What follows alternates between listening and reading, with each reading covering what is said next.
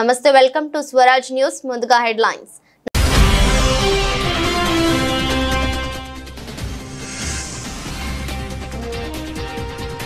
Engineering medical విద్యను తమిళంలో బోధించండి. CM Stalin కు అమిత్ షా కౌంటర్.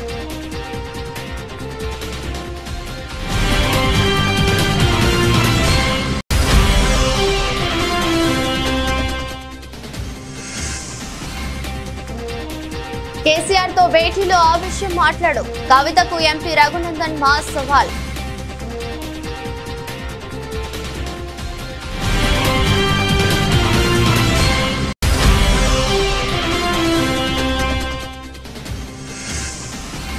రాబోయే డిఎస్సీలో కర్నూలుకు ఎక్కువ మంది ఉపాధ్యాయులు రాబోతున్నారు. అసెంబ్లీ వేదికగా మంత్రి నారా లోకేష్ వెల్లడి.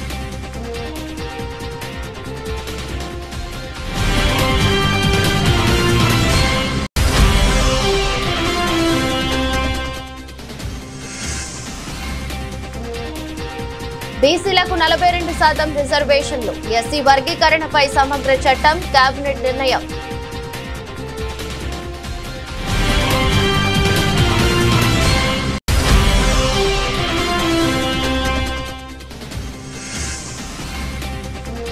కూటమి గెలుపు మూన్నాల ముచ్చటే. టీడీపీ జనసేనలపై మాజీ మంత్రి అంబటి రాంబాబు విమర్శలు.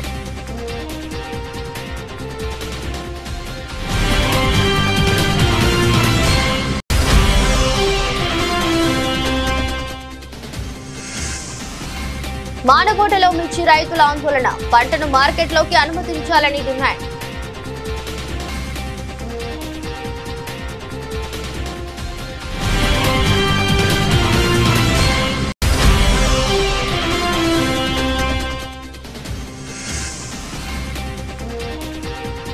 ఆకాశంలో పేలిపోయిన స్పేస్ ఎక్స్ రాకెట్. టెక్సాస్ లోని బోకా చికా వేదికగా స్టార్ షిప్ మెగా రాకెట్ ప్రయోగం.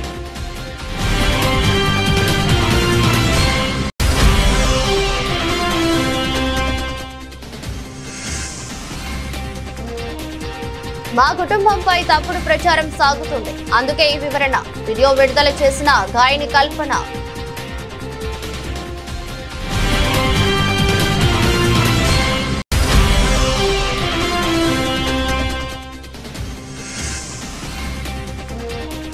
$22,500 స్థాయిని దాటిన నిఫ్టీ. వరుసగా రెండో రోజు లాభాలు.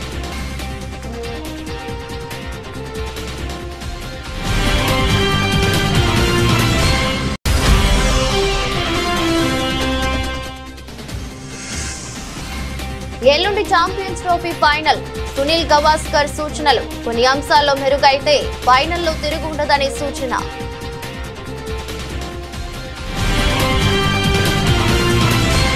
ఇంజనీరింగ్ వైద్య విద్యను తమిళ భాషలో బోధించాలని తమిళనాడు సీఎం స్టాలిన్ ను కేంద్ర హోంశాఖ మంత్రి అమిత్ షా కోరారు. హిందీ భాషను వ్యతిరేకిస్తూ స్టాలిన్ చేస్తున్న వ్యాఖ్యలకు కౌంటర్ గా అమిత్ షా తన అభిప్రాయాన్ని వ్యక్తం చేశారు. మోదీ నేతృత్వంలోని కేంద్ర ప్రభుత్వం స్థానిక భాషల్లో పరీక్షలు రాసే వీలు కల్పించిందని, ఇప్పుడు CISF పరీక్షను తమిళంలోనూ రాయవచ్చు అని మంత్రి పేర్కొన్నారు. తమిళనాడులోని రాణిపేటలో జరిగిన 56వ CISF రైజింగ్ డే ఈవెంట్ లో పాల్గొని ఆయన మాట్లాడారు. తమిళ విద్యార్థుల లబ్ధి కోసం ఇంజనీరింగ్ మెడికల్ విద్యను తమిళంలో బోధించాలని సీఎం స్టాలిన్ ను కోరుతున్నట్లు అమిత్ షా తెలిపారు. భారతీయ సంస్కృతిని బలోపేతం చేయడంలో తమిళనాడు కీలక పాత్ర పోషించిందన్నారు. పరిపాలనా సంస్కరణలైన, ఆధ్యాత్మిక చింతన అయినా, విద్య అయినా, దేశ సమగ్రత, ఐక్యత అయినా తమిళనాడు పాత్రను విస్మరించలేమన్నారు. मैं आज तमिलनाडु की इस धरती से देश के भाषी भाषाओं में पढ़ने वाले हर युवा को एक बात जरूर बताना चाहता हूं. अब तक CAPF की भर्ती में आपकी मातृभाषा का स्थान नहीं था. आप बंगाली में CAPF की परीक्षा नहीं दे सकते थे, आप कन्नड़ में नहीं दे सकते थे, आप तमिल में भी नहीं दे सकते थे. नरेंद्र मोदी जी ने निर्णय किया कि सभी 8वीं सूची की अनुसूची की भाषाओं में अब हमारे युवा परीक्षा दे पाएंगे. तमिलनाडु के युवा भी अब तमिल में परीक्षा दे पाएंगे. इस मौके पर मैं तमिलनाडु की धरती पर आया हूं तो तमिलनाडु के मुख्यमंत्री को भी आग्रह करना चाहूंगा कि कई राज्यों ने पहल की है. मेडिकल की शिक्षा और इंजीनियरिंग की शिक्षा में स्थानीय भाषा में अभ्यासक्रम बनाए गए हैं. मेरा आग्रह है तमिलनाडु के मुख्यमंत्री को कि तमिलनाडु में भी तमिल भाषा में मेडिकल और इंजीनियरिंग का एजुकेशन शुरू किया जाए, शीघ्र किया जाए। और मैं मानता हूं इससे न केवल अपनी मातृभाषा मजबूत होगी और तमिल माध्यम में पढ़े हुए बच्चों को आगे पर समान अवसर मिलेंगे। मैं आशा करता हूं कि वो जल्दी ही इस पर कुछ कदम उठाएंगे। मैं 2 साल से कह चुका हूं, पर अभी तक कोई परिणाम नहीं मिला है। मुझे आशा है कि आज वो जरूर कुछ पहल करे। బీసీలకు అన్యాయం జరిగిందని బీఆర్ఎస్ ఎమ్మెల్సీ కవిత మాట్లాడుతుంటే దయ్యాలు వేదాలు వల్లించినట్లుగా ఉందని మెదక్ ఎంపీ రఘునందన్ రావు విమర్శలు చేశారు. గజ్వేల్ పట్టణంలో ఇవాళ మెదక్ ఎంపీ రఘునందన్ రావు మీడియా సమావేశం ఏర్పాటు చేశారు. ఈ సందర్భంగా ఎంపీ రఘునందన్ రావు మాట్లాడారు. కవితకు బీసీలపై చిత్తశుద్ధి ఉంటే కేసీఆర్ తో మాట్లాడి పార్టీ ప్రెసిడెంట్ పదవి బీసీకి ఇప్పించాలని సవాల్ విసిరారు. శాసనసభలో పార్టీ ప్రతిపక్ష నాయకుడిని బీసీ నేతకు ఇవ్వండి, శాసన మండలిలో కూడా మరో బీసీ నేతకు ఇవ్వాలని ఛాలెంజ్ చేశారు. ఇచ్చిన 4 మంత్రి పదవులు బీసీలకు ఎందుకు ఇవ్వరని ఎంపీ రఘునందన్ రావు ప్రశ్నించారు. ఈటెల రాజేందర్ బీఆర్ఎస్ లో ఉన్నప్పుడు బీసీలో పెద్ద సామాజిక వర్గానికి చెందిన ఈటెలను మధ్యలోనే మంత్రి పదవి నుంచి ఎందుకు తీసేశారని ఎంపీ రఘునందన్ రావు నిలదీశారు. కేసీఆర్ కుటుంబానికి పదవులు కావాలి, మరి బీసీలకు పదవులు ఎప్పుడు ఇస్తారని ప్రశ్నల వర్షం కురిపించారు. ఈ రోజు ఫామ్ హౌస్ చర్చలో కేసీఆర్ తో తాను చెప్పిన విషయంపై కవిత మాట్లాడాలని సవాల్ విసిరారు. ఢిల్లీ ముఖ్యమంత్రి అవకాశం వస్తే బీజేపీలో ఒక మహిళకు ఇచ్చామని గుర్తు చేశారు. మొదటి 5 ఏళ్ల బీఆర్ఎస్ పాలనలో ఒక మహిళకు కూడా మంత్రి పదవి ఇవ్వలేని ఒకే ఒక కేబినెట్ ఈ దేశంలో ఏదైనా ఉంటే అది కేసీఆర్ కేబినెట్ అని విమర్శించారు. బీజేపీని విమర్శించే ముందుగా బీఆర్ఎస్ చేసిన తప్పులు సరిదిద్దుకోవాలని చెప్పారు. బీజేపీ వైపు వేలెత్తి చూపించే బదులు ముందుగా బీఆర్ఎస్ నేతలు తప్పులు సరిదిద్దుకోవాలని మెదక్ ఎంపీ రఘునందన్ రావు హితవు పలికారు. టీచర్స్ ఎమ్మెల్సీ ఎన్నికలలో చాలా మంది టీఆర్ఎస్ ఎమ్మెల్యేలు ఉన్నప్పటికీ కూడా పోటీ చేయడానికి ధైర్యం చేయక టీఆర్ఎస్ కు ప్రజలు బీఆర్ఎస్ ఇచ్చిందని ఫామ్ హౌస్ కి పరిమితమైన వాళ్ళు ఇవ్వలేదా మళ్ళీ మీటింగ్ పెడుతుర్రంట. మీటింగ్ పెట్టి ఎవరిని ఎమ్మెల్సీ చేయాలని చూస్తారంట. వాళ్ళ బిడ్డ మాట్లాడుతుంది బీసీలకు బీజేపీ అన్యాయం చేసిందని. తల్లి మేము 2 ఎమ్మెల్సీలు ఇస్తే 2 ఎమ్మెల్సీలు గెలిస్తే ఒకటి బీసీ గెలిచినాం, ఒకటి ఓసీ గెలిచినాం. దాదాపు జనాభాలో సగం ఉన్నటువంటి బీసీలని సముచితంగా గౌరవించేటువంటి పార్టీ భారతీయ జనతా పార్టీ. అమ్మ కవితమ్మ, నీకు చిత్తశుద్ధి ఉంటే మీ నాయనతో మాట్లాడి పార్టీ ప్రెసిడెంట్ మీ నాయన అగ్రకులం కాబట్టి వర్కింగ్ ప్రెసిడెంట్ను ఒక బీసీకి ఇయ్యండి. శాసనసభలో పార్టీ ప్రతిపక్ష నాయకుడు ఒక బీసీకి ఇయ్యండి. శాసన మండలిలో ఒక ప్రతిపక్ష నాయకుడు అవకాశం ఉంది, ఇంకొక బీసీకి ఇయ్యండి. చేసేటప్పుడేమో చెయ్యరు, ఇచ్చేటప్పుడేమో ఇయ్యరు. ఇచ్చిన ఈ 4 ఇయ్యరు బీసీలకు మీరు మంత్రి పదవులు. నడిమిట్లోనే ఈటల రాజేందర్ అనేటువంటి ఒక బీసీ తెలంగాణలో పెద్ద సామాజిక వర్గం అని చెప్పిన సామాజిక వర్గానికి మంత్రి పదవి వీకేసింది టీఆర్ఎస్ పార్టీ. ఇవాళ కవితమ్మ వచ్చి బీసీలకు అన్యాయం చేస్తున్నారని మాట్లాడితే దయ్యాలు వేదాలు వాళ్ళు ఇచ్చినట్లున్నాయి. కవిత గారు ఇంకొకటి కాదు, నీకు పదవి కావాలి, మీ బావకు పదవి కావాలి, మీ అన్నకు పదవి కావాలి, మీ నాయనకు పదవి కావాలి. మరి ఇక బీసీలకు పదవి ఎప్పుడు ఇస్తారు కవితమ్మ అనేది ఒక్కసారి ఇలా ఫామ్ హౌస్ చర్చలో నువ్వు మాట్లాడు. మీ నాయనతోటి చెప్పు, అర్జెంటుగా వర్కింగ్ ప్రెసిడెంట్ పదవిని ఒక బీసీకి ఇవ్వని చెప్పు. శాసనసభలో బీసీకి ఇవ్వకపోతే మహిళకి ఇయ్యండి. మేము మొన్న ఢిల్లీ ముఖ్యమంత్రి మాకు అవకాశం వస్తే ఒక మహిళకి ఇచ్చినాం. రేపు మహిళా దినోత్సవం వస్తుంది, మహిళల్ని గౌరవించమని చెప్పు మీ నాయనని. మొదటి 5 సంవత్సరాలు ఒక్క మహిళకు కూడా మంత్రి పదవి ఇవ్వకుండా ఒకే ఒక కేబినెట్ ఈ దేశంలో ఏంటంటే అది చంద్రశేఖరరావు గారి కేబినెట్. అందుకని బీజేపీని విమర్శించే కంటే ముందు మీ ఈపు మీ కనబడతలే చెల్లె జర ఎవరైనా వెనకాల ఉండాలని చేసి చెప్పుమని మీ తప్పులు మీరు సరిదిద్దుకోండి. మా వైపు వేలెత్తి చూపే బదులు మిమ్మల్ని మీరు సంస్కరించుకోండి అని చెప్పి ఈ సందర్భంగా సోదరి కవితకి టీఆర్ఎస్ పెద్దలకి తెలియజేస్తారు. థ్యాంక్ యూ అనండి. కర్నూలు జిల్లాలో మారుమూల ప్రాంతాలకు కూడా సాగు తాగునీరు అందించడమే తమ లక్ష్యమని మంత్రి నారా లోకేష్ స్పష్టం చేశారు.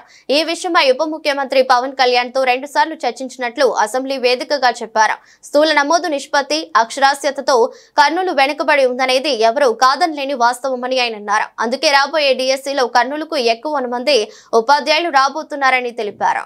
గ్రాస్ ఎన్రోల్మెంట్ రేషియో కానీ, లిటరసీ రేట్ కానీ, డ్రాప్ అవుట్ కూడా చూస్తే అన్నిట్లో కర్నూలు పార్లమెంట్ వెనుకబడి ఉంది. అది వాస్తవం, దాంట్లో ఎలాంటి సందేహం లేదు. అందుకే మీరు ఈసారి చూస్తే డిఎస్సి లో రిక్రూట్మెంట్ లో పెద్ద ఎత్తున కర్నూలుకే ఉపాధ్యాయులు రాబోతున్నారు అధ్యక్ష. చాలా సీరియస్ గా తీసుకుంటున్నాను. అపార్ ఐడి అని కేంద్ర ప్రభుత్వం ఇప్పుడు స్లోగా మ్యాండేట్ చేస్తున్నారు. అంటే పిల్లలకి జీవితాంతం ఒక ఐడి వచ్చేస్తుంది, ఆధార్ కి ఇంటిగ్రేట్ చేసి ఒక ఐడి వస్తుంది. సో కేజీ నుంచి పీజీ వరకు అదే ఐడి వాళ్ళతో ట్రావెల్ అవుతుంది. మేము మాట్లాడుకుంది ఏంటంటే అపార్ ఐడి ద్వారా మేము ట్రాక్ చేద్దాం. ఒక కంట్రోల్ రూమ్ పెట్టి ట్రాక్ చేసి పిల్లలు ఎక్కడున్నారు, ఒక వారం పాఠశాలకు రాకపోతే ఎందుకు రావట్లేదు, ఎక్కడికి వెళ్ళారు ఈ పిల్లలు అనేది ఇప్పటి నుంచి ట్రాక్ చేద్దాం. ఐటీ ఇన్ఫ్రాస్ట్రక్చర్ మొత్తం మేము తయారు చేస్తున్నాం. ఎడ్యుకేషన్ పైన ఎటుకో షార్ట్ డిస్కషన్ ఇన్ డీటెయిల్ వెళ్ళిపోతే ట్రాక్ చేసి ఒక్కరు కూడా డ్రాప్ అవుట్ అవ్వకూడదు. ఇక్కడ రెండు విషయాలు. ఒకటి, మీరు అన్నట్టు హాస్టల్ చాలా లిబరల్ గా వాడేసాం. మీరు ప్రశ్న అడిగారు, లిబరల్ గా చెప్పాం. మీరు అన్నట్టు బ్రేక్ఫాస్ట్, లంచ్, డిన్నర్ ఇక్కడ హాస్టల్ వసతులు లేవు, వాస్తవం, అందరు తెలిసిన విషయం. కానీ మేము ఆలోచించిన రెండు విషయాలు. ఒకటి, ఇప్పుడున్న సంక్షేమ హాస్టల్స్ ఎట్లా బలోపేతం చేయాలి. ఒక భాగం అయితే వలసలుగా వెళ్తారు అధ్యక్ష. ప్రధానంగా వాళ్ళందరూ మిర్చి సమయంలో ఇక్కడికి వచ్చి గుంటూరులో ఎక్కువ శాతం మంది ఇక్కడ ఉంటారు. సో వాళ్ళు ఇక్కడికి వచ్చినప్పుడు ఇక్కడ అడ్మిషన్స్ ఇవ్వచ్చా, దానికి విధి విధానాలు ఏంటి అంటే వచ్చేది ఒక 4 నెలలు 5 నెలలకి ఇక్కడ అడ్మిషన్స్ ఇచ్చి వాళ్ళ పిల్లలకి చదువు ఇక్కడ కొనసాగించచ్చా. ఎందుకంటే అక్కడ స్కూల్ కిట్ ఎటువ ఇస్తాం కనుక ఇక్కడ చేయొచ్చు. ఆ ట్రాకింగ్ కూడా ఇప్పుడు మొదలు పెడతాం. అది ఒక భాగం. అంటే ఒక పక్కన హాస్టల్స్, ఇంకో పక్కన ఈ ట్రాకింగ్ రెండు ఉంటేనే డ్రాప్ అవుట్ రేట్ తగ్గుతుంది. దాంట్లో ఎలాంటి సందేహం లేదు. బీసీలకు స్థానిక సంస్థల్లో 42% రిజర్వేషన్ల అమలుపై అసెంబ్లీలో తీర్మానం చేయాలని రాష్ట్ర మంత్రివర్గం నిర్ణయించింది. ఎస్సీల వర్గీకరణపై ముసాయిదా బిల్లుకు ఆమోదం తెలిపింది. ముఖ్యమంత్రి రేవంత్ రెడ్డి అధ్యక్షతన గురువారం సచివాలయంలో జరిగిన రాష్ట్ర మంత్రివర్గ సమావేశంలో పలు కీలక నిర్ణయాలు తీసుకున్నారు. కేబినెట్ నిర్ణయాలను మంత్రులు పొంగులేటి శ్రీనివాసరెడ్డి, పొన్నం ప్రభాకర్ మీడియాకు వెల్లడించారు. బీసీలకు స్థానిక సంస్థల ఎన్నికలతో పాటు విద్యా ఉద్యోగాల్లో 42% రిజర్వేషన్ల అమలుకు 2 వేర్వేరు తీర్మానాలు ప్రవేశపెట్టి అసెంబ్లీలో ఆమోదిస్తామని మంత్రి పొన్నం ప్రభాకర్ తెలిపారు. ఇక ఎస్సీ వర్గీకరణపై చట్టం చేసేందుకు సిద్ధంగా ఉన్నామని మంత్రి పొంగులేటి తెలిపారు. భవిష్యత్తులో ఎలాంటి న్యాయపరమైన చిక్కులు రాకుండా రాబోయే అసెంబ్లీలో చట్టం తేవాలని నిర్ణయించామని, ఆ మేరకు ముసాయిదా బిల్లుకు ఆమోదం తెలిపామని అన్నారు. పార్లమెంట్ నియోజకవర్గాల పునర్విభజనపై deputy CM Bhatti Vikramarka, Congress senior నేత జానారెడ్డి ఆధ్వర్యంలో అఖిలపక్ష సమావేశాన్ని నిర్వహిస్తామని, సమావేశ నిర్ణయాలను కేంద్రానికి నివేదించాలని నిర్ణయించామని చెప్పారు. తెలంగాణ రాష్ట్ర ప్రభుత్వం బీసీ రిజర్వేషన్లకు సంబంధించి జరిపిన కుల సర్వే, దాని తర్వాత బలహీన వర్గాలకు సంబంధించిన మేధావులు సంఘాల ద్వారా మిస్ అయిన వారికి సంబంధించి మరొకసారి అవకాశం ఇవ్వమని అడిగిన దాని దృష్ట్యా 3 పద్ధతుల్లో అవకాశం ఇచ్చి తేదీ ముగిసిన తర్వాత ఈరోజు మళ్ళీ క్యాబినెట్లో ఇందుకు సంబంధించిన అంశం మీద చర్చ చేసి రాబోయే శాసనసభ సమావేశాల్లో బీసీల రిజర్వేషన్కు సంబంధించి 42% పెంచే ముసాయిదా చట్టాన్ని ఈరోజు బిల్లును కేబినెట్ ఆమోదించింది. ఈ సందర్భంలో స్థానిక సంస్థలకు 42%తో పాటుగా విద్యా సంస్థలు, ప్రభుత్వ ఉద్యోగుల్లో కూడా 42% ఇవ్వాలనేటువంటి 2 వేర్వేరు తీర్మానాలను ప్రవేశపెట్టడంతో పాటుగా గతంలో 2017లో గత శాసనసభలో 37% చేసిన తీర్మానాన్ని తిరిగి వాపస్, ఎందుకంటే ఒక బిల్ వాపస్ అక్కడ ఉండగా చేయడానికి వీల్లేదు కాబట్టి ఆ బిల్ వాపస్ తీసుకున్న దానికి సంబంధించి కూడా ఆ రిజర్వేషన్ పాత బిల్లును వెనక్కి తీసుకోవాలనేటువంటి నిర్ణయాన్ని కూడా ఈరోజు కేబినెట్ తీసుకుంది. దీనివల్ల బలహీన వర్గాలకు సంబంధించి ప్రభుత్వం చెప్పిన విధంగా కమిట్మెంట్గా ముందుకు పోయేటువంటి మార్గాన్ని ఈరోజు కేబినెట్ తిరిగి ఆమోదించడం ద్వారా గతంలో 4వ తారీఖు ఫిబ్రవరి 2024 నాడు ఆమోదించి 4వ తారీఖు ఫిబ్రవరి 2025 నాడు ఏ విధంగానైతే అసెంబ్లీలో నివేదిక పెట్టినామో, నిర్ణయం నుంచి నివేదిక దాకా తిరిగి ఈ శాసనసభ లోపల ఈ యొక్క చట్టాన్ని తీసుకొచ్చి తద్వారా 31C కానీ రాజ్యాంగంలో ఉన్నటువంటి అనేక ప్రొవిజన్స్ ప్రకారంగా ఇది అమలు చేయడానికి తెలంగాణ రాష్ట్ర ప్రభుత్వం చిత్తశుద్ధితో ప్రయత్నం చేస్తుంది. ఇందుకు సంబంధించి అందరూ కూడా సహకరించాలని ఈ సందర్భంగా విజ్ఞప్తి చేస్తారు. ఇచ్చిన వాగ్దానాలు నిలబెట్టుకోలేని దౌర్భాగ్య స్థితిలో కూటమి ప్రభుత్వం ఉందని గుంటూరు జిల్లా వైఎస్ఆర్సీపీ అధ్యక్షులు మాజీ మంత్రి అంబటి రాంబాబు అన్నారు. చంద్రబాబు మోదీతో కలిస్తే తప్ప గెలవలేని పవన్ కళ్యాణ్ జగన్ గారి మీద మాట్లాడుతున్నాడని విమర్శించారు. కూటమి గెలుపు మున్నాలు ముచ్చటే అంటూ ఎద్దేవా చేశారు. మేము దూషిస్తే మాత్రం ఏం అనుకోమాకండి. జనసేన నాయకులకి, జనసేన కార్యకర్తలకి, పవన్ కళ్యాణ్ గారికి, మళ్ళీ కొత్తగా వచ్చిన ఎమ్మెల్సీ గారికి చెప్తున్నా, మీరు దూషిస్తేనో మీరు విమర్శిస్తేనో మేము ఓర్పుగా ఉండాలి. మేము ఏదన్నా మాట్లాడితే మాత్రం ఊరుకొని చెప్పులు తీస్తాం, పంచలు లాగుతాం, సన్నాసులు, ఎదవలు, సుంటలు అని మాట్లాడమాకండి. మీరు కాస్త ఓర్పుగా వినండి. మీరు రాబోయే కాలంలో ఏ రకమైన దుస్థితికి మీరు చేరబోతున్నారో నేను చాలా స్పష్టంగా చెప్పదలుచుకున్నా. అయ్యా లోకేష్ గారు, అయ్యా పవన్ కళ్యాణ్ గారు, ఇచ్చిన వాగ్దానాలను నిలబెట్టుకోలేని దౌర్భాగ్యమైన పరిస్థితుల్లో ఉండి ఇవాళ జగన్మోహన్ రెడ్డి గారి మీద బురద జల్లే కార్యక్రమం. ఎస్, జగన్మోహన్ రెడ్డి గారు అన్నమాట వాస్తవం. ఇంకోటి ఎవరు చెప్తున్నా, పవన్ కళ్యాణ్ గారికి, నారా చంద్రబాబు నాయుడు గారికి, లోకేష్ గారికి, అదేవిధంగా ఆయన ఎవరు మనోహర్ గారికి చెప్తున్నా, ఓటమి ఎరుగని ధీరుడు మా రాజశేఖర రెడ్డి గారి కుమారుడు జగన్మోహన్ రెడ్డి అని మనం చేస్తున్నా. 3 సార్లు పార్లమెంటు సభ్యుడిగా 3 సార్లు శాసనసభ్యుడిగా గెలుపొందాడు. 2 సార్లు పార్లమెంటు సభ్యుడిగా గెలుపొందినటువంటి వ్యక్తి జగన్మోహన్ రెడ్డి గారు. అంత ప్రజాబలం కలిగినటువంటి జగన్మోహన్ రెడ్డి గారు మేము 100% స్ట్రైక్ రేట్ అంటాడు ఒక ఆయన. అవునా, మీరు 100% స్ట్రైక్ రేటే. మా ఊర్లో ఒక ఆయన ఉన్నాడు, ఏమండి ఎంత పొలం ఉందని అడిగాం. 351 ఎకరం ఉందండి అన్నాడు. ఏమయ్యా నీకు 350 ఎకరం ఎక్కడ ఉంది?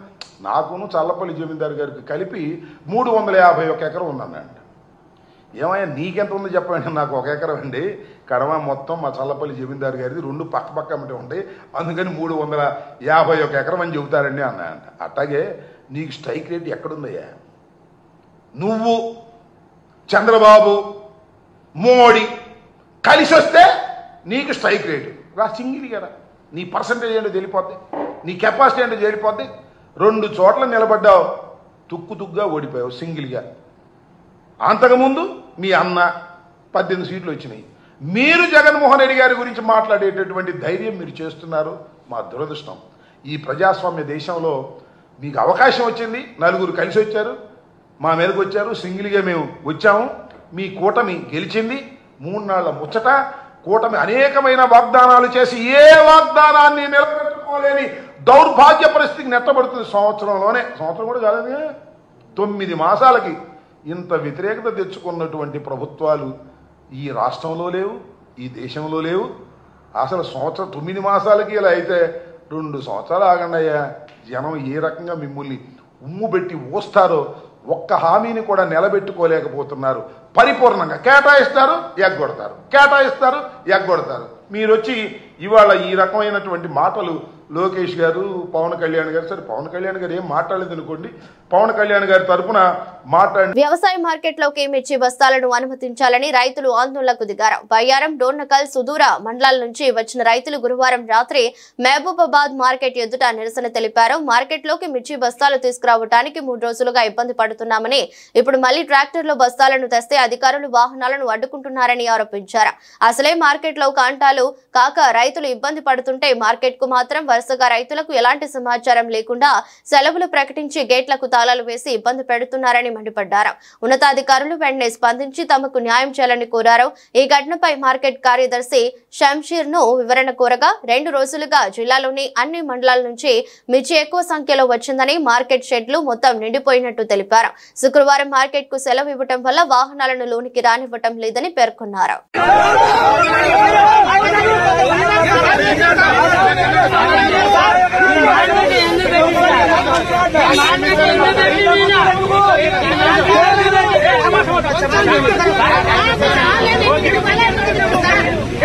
ప్రపంచ బిలియనీర్ ఎలాన్ మస్క్ కు చెందిన స్పేస్ ఎక్స్ ప్రయోగించిన స్టార్షిప్ మెగా రాకెట్ అంతరిక్షంలో పేలిపోయింది. ప్రయోగం విజయవంతమైన ఆ తర్వాత ఒక్కసారిగా పేలిపోయి చెల్లాచెదురైంది.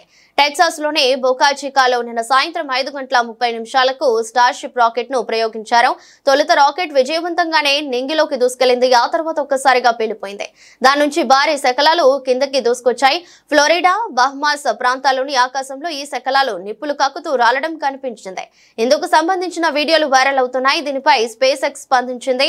వీటి నుంచి పాఠాలు నేర్చుకుంటామని తెలిపింది. కాగా స్పేస్ ఎక్స్ జనవరిలో నిర్వహించిన పునర్వినియోగ భారీ రాకెట్ స్టార్షిప్ ప్రయోగం కూడా విఫలమైంది. సాంకేతిక కారణాల వల్లే ఇలా జరిగినట్టు అప్పట్లో స్పేస్ ఎక్స్ ప్రకటించింది.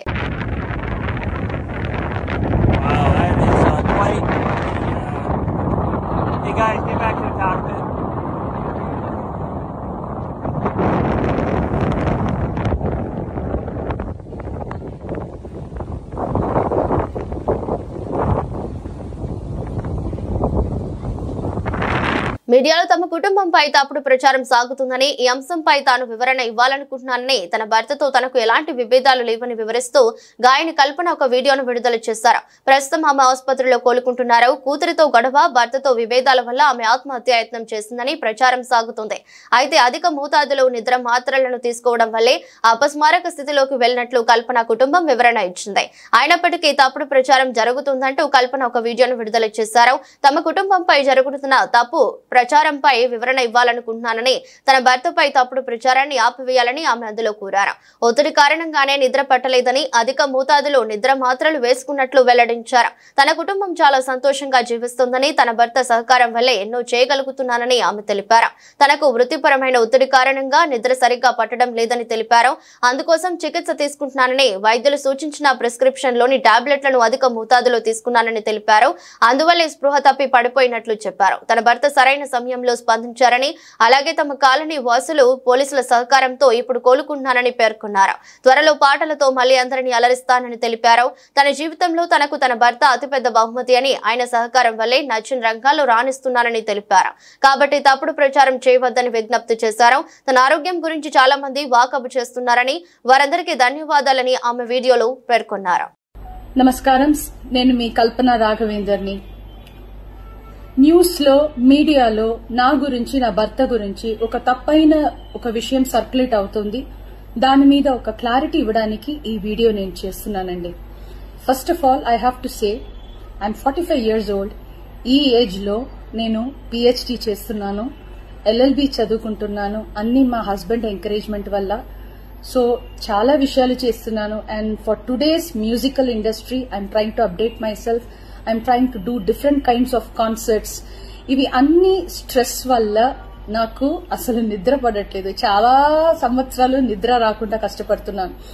సో డాక్టర్ దగ్గర ఇన్సోమ్నియా ఇష్యూస్ కి ట్రీట్మెంట్ తీసుకునేటప్పుడు నాకు కొన్ని ప్రిస్క్రిప్షన్ ఇచ్చారు.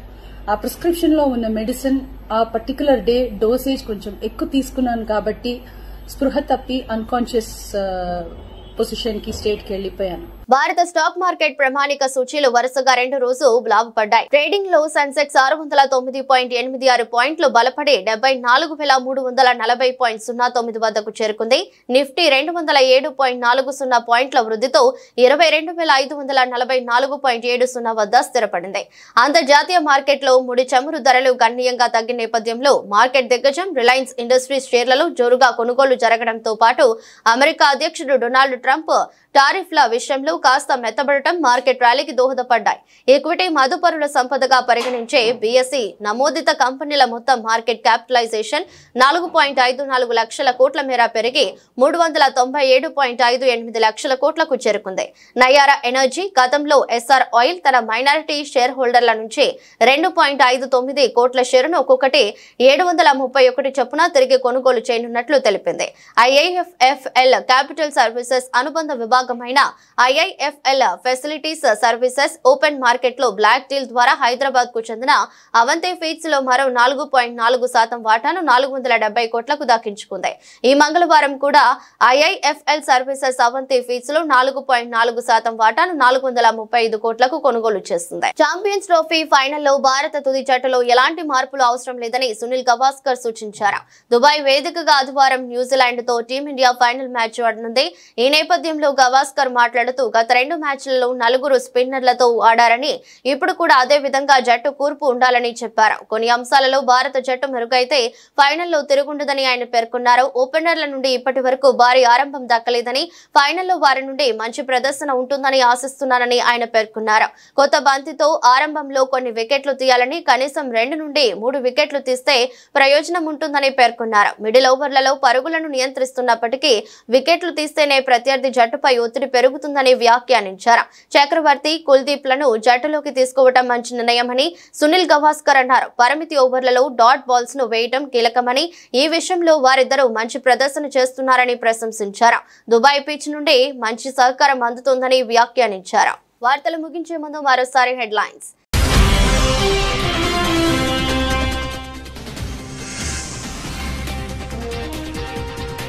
ఇంజనీరింగ్, మెడికల్ విద్యను తమిళంలో బోధించండి. సీఎం స్టాలిన్ కు అమిత్ షా కౌంటర్.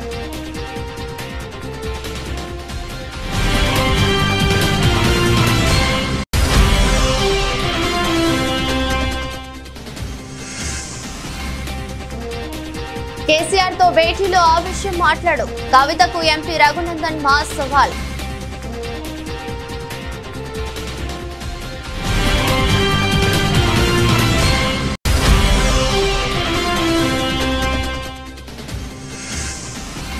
రాబోయే డిఎస్సీలో కర్నూలుకు ఎక్కువ మంది ఉపాధ్యాయులు రాబోతున్నారు. అసెంబ్లీ వేదికగా మంత్రి నారా లోకేష్ వెల్లడి.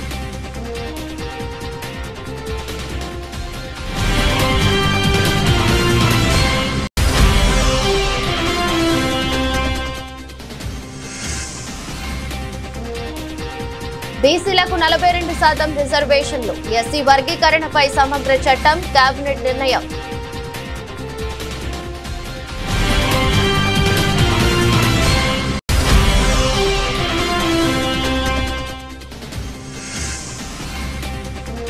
కూటమి గెలుపు మూన్నాల ముచ్చటే. టీడీపీ జనసేనలపై మాజీ మంత్రి అంబటి రాంబాబు విమర్శలు.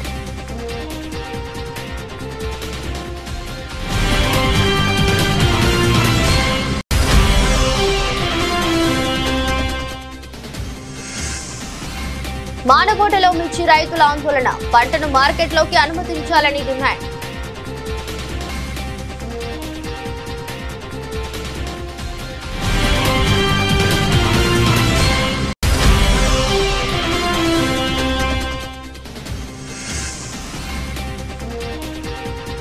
ఆకాశంలో పేలిపోయిన స్పేస్ ఎక్స్ రాకెట్. టెక్సాస్ లోని బోకా చికా వేదికగా స్టార్ షిప్ మెగా రాకెట్ ప్రయోగం.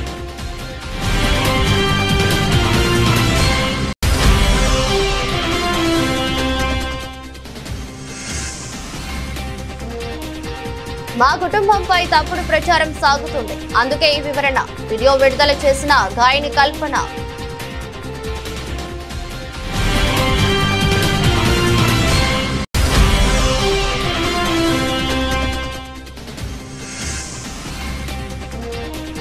$22,500 స్థాయిని దాటిన నిఫ్టీ వరుసగా రెండో రోజు లాభాలు.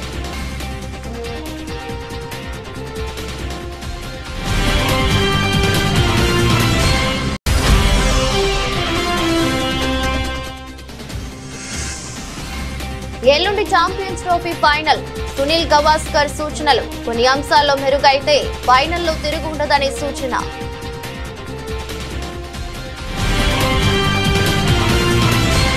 ఈ దృష్టి బులెటిన్ మరో బులెటిన్లో మళ్ళీ కలుద్దాం. అంతవరకు సెలవు. నమస్కారం.